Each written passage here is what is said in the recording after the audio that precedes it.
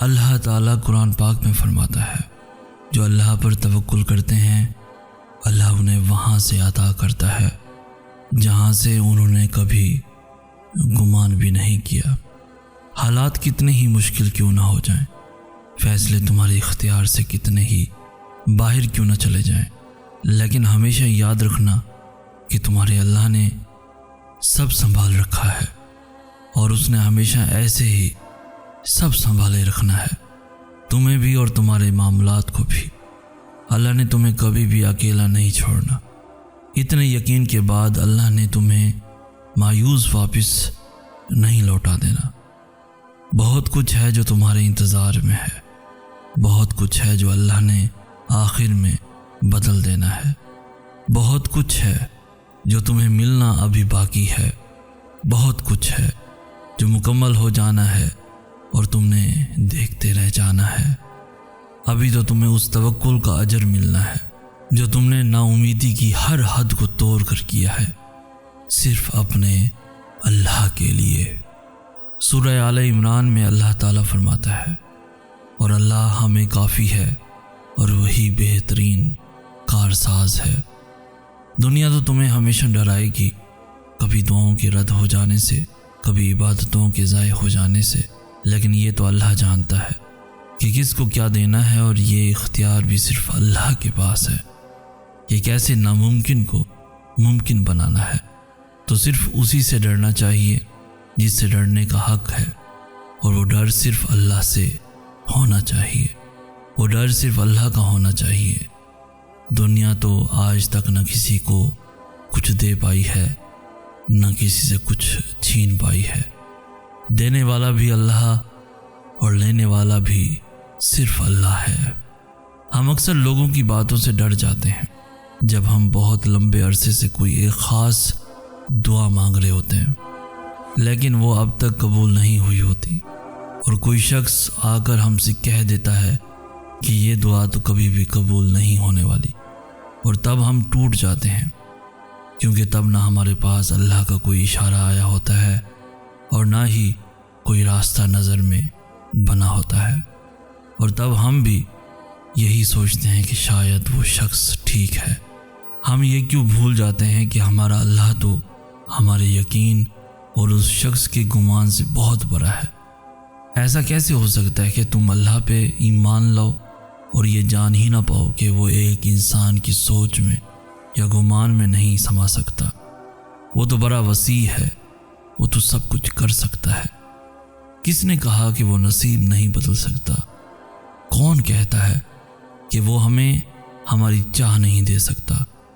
کون کہتا ہے کہ وہ ہمارا دل نہیں موڑ سکتا؟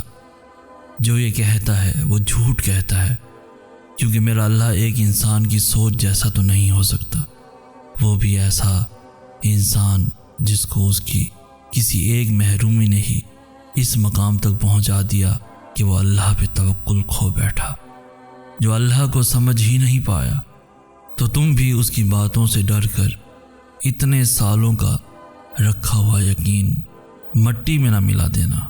تمہیں لوگ بہت کچھ کہیں گے، تمہیں ہر شخص اپنے ایمان کے مطابق اللہ کا ایک الگ تصور دے گا، لیکن تمہیں اللہ کو ان لوگوں کے بنائے ہوئے امیج سے نہیں سوچنا، تمہیں اپنے یقین سے سوچنا ہے، اور تمہارا یقین یہی ہونا چاہیے کہ تمہارا اللہ ہر چیز پر قدرت رکھتا ہے۔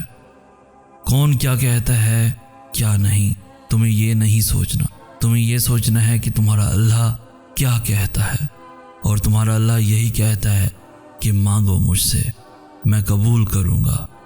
بس یہاں آ کر ہر بحث ختم، ہر سوال ختم ہو جاتا ہے۔ اس نے کہہ دیا سو کہہ دیا، اور تم پہ فرض ہے وہ جو کہے چپ چاپ مان لیا جائے۔ قیامت میں ان دو جہانوں میں کچھ بھی بے مقصد نہیں ہے۔ وہ لوگ جن سے تمہیں تکلیف ملی ان کا ملنا بھی کسی وجہ سے تھا، اور وہ جن سے تمہیں خوشی ملی ان کے ملنے میں بھی اللہ کی مصلحت تھی۔ جب ہر چیز کے پیچھے کوئی نہ کوئی وجہ ہے تو پھر دعائیں بے وجہ کیسے ہو سکتی ہیں؟ اچھائی ہمیشہ اللہ کی طرف سے ہوتی ہے اور برائی ہمیشہ شیطان کی طرف سے۔ تو پھر سوچو وہ چیز बुरी कैसे हो सकती है जो तुम्हें अल्लाह से बात करने पर मजबूर कर देती है। दुआ तो बड़ी पाकीज़ा इबादत है। दुआएं तो तुम्हारे और अल्लाह का राज हैं और अल्लाह अपने और अपने बंदे के राज में कभी किसी तीसरे को नहीं आने देता। शैतान कभी भी तुम्हारी दुआओं में मिलावट नहीं कर सकता, क्योंकि दुआएं दिल से होती हैं और दिल पर अल्लाह काबिज है। शैतान सिर्फ दिमाग तक पहुंच सकता है, दिल तक नहीं। इसलिए यकीन रखो, कोई इत्तफाक नहीं, यह अल्लाह की रज़ा है। लब पे आने वाली हर दुआ कबूलियत की दुआ है। बेहतर और बुरे का इल्म तो सिर्फ अल्लाह को है। तो फिर दुआ मांगने में हर्ज ही क्या है। अल्लाह से मशवरा करके कभी कोई भी खसारे में नहीं रहा। कभी कभार यूं ही दिल बेचैन होने लगता है, और पता है ऐसा क्यों होता है? जैसे आपके जिस्म को भूख लगती है, वैसे ही आपकी रूह को भी भूख लगती है। हाँ, एक ख़ास वक्त तक तो आपका जिस्म वो भूख बर्दाश्त कर लेता है, लेकिन उसके बाद वो कांपने लगता है और आपसे मदद मांगने लगता है और आपको बताने लगता है कि यहाँ कुछ ठीक नहीं है, कुछ मिसिंग है। इसी तरह रूह भी एक ख़ास वक्त तक अल्लाह से जुदाई बर्दाश्त कर सकती है, और उस वक्त के बाद वो आपको तंग करने लगती है। बेचैन होकर, परेशान होकर, उदास होकर, यूं आपकी रूह आपको बता रही होती है कि अल्लाह की ज़रूरत है, कि अब अल्लाह की ज़रूरत है, बहुत ज़रूरत है। और जब ऐसा हो तो फ़ौरन अल्लाह की तरफ वापस लौट जाना चाहिए, क्योंकि जैसे आप जब अपने जिस्म को रोटी नहीं देते तो वो मर जाता है, ऐसे ही जब आप अपनी रूह को अल्लाह तक नहीं ले जाते तो आप अंदर से ख़त्म हो जाते हैं, खोखले हो जाते हैं। और वो दिल भी भला दिल है जिसमें अल्लाह ना हो। वो ज़िंदगी भी कोई ज़िंदगी है जो अल्लाह से बिछड़ कर गुजारी हो। दुआएं तो अल्लाह को सबसे प्यारी होती हैं, और टूटती फूटती दुआएं जिनको जोड़ने के लिए हमें अल्फाज ही नहीं मिलते, जिन्हें तरतीब देने के लिए हमारे पास हुनर ही नहीं होता, वो दुआएं अल्लाह की सबसे लाडली दुआएं होती हैं। क्योंकि वो जानता है कि अपने दर्द के किस मकाम पे पहुंचकर वो मांगी हैं और कितनी तरफ से मांगी हैं कि ज़ुबान भी उन्हें बयान करने से कासिर हो गई है।